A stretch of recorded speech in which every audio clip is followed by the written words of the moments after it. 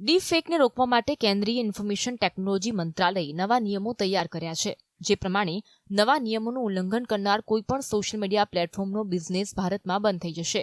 IT મંત્રાલયના એક અધિકારીએ જણાવ્યું કે સોશિયલ મીડિયા પ્લેટફોર્મ અને અન્ય હિતધારકો વચ્ચે 2 બેઠકો યોજાઈ હતી.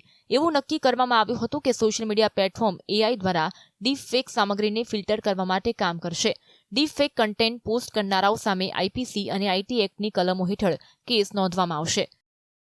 ગયા વર્ષે નવેમ્બરમાં અભિનેત્રી રશ્મિકા મંદાનાનો એક deep fake video social media પર વાયરલ થયો હતો, જેમાં રશ્મિકાના ચહેરાને એઆઈ ટેકનોલોજીનો ઉપયોગ કરીને પ્રભાવકના ચહેરા પર મોર્ફ કરવામાં આવ્યો હતો.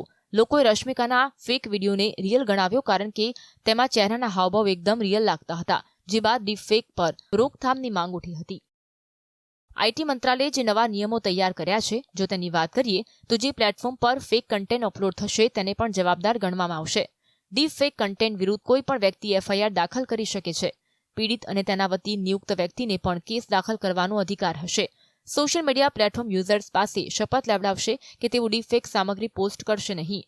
આ અંગે પ્લેટફોર્મ તેના યુઝર્સને એલર્ટ મેસેજ આપશે. યુઝરની સંમતિ પછી એકાઉન્ટને એક્સેસ કરી શકશે.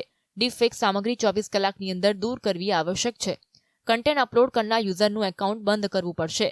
આરોપી અંગે અન્ય પ્લેટફોર્મને આ વિશે માહિતી આપવી પડશે, જેથી આરોપી ત્યાં એકાઉન્ટ ન બનાવી શકે. અગાઉ વડાપ્રધાન નરેન્દ્ર મોદીએ પણ ડીપફેક પર ચિંતા વ્યક્ત કરી હતી. તેમના પણ ડીપફેક વિડીયો સોશિયલ મીડિયા પર વાયરલ થઈ ગયા હતા.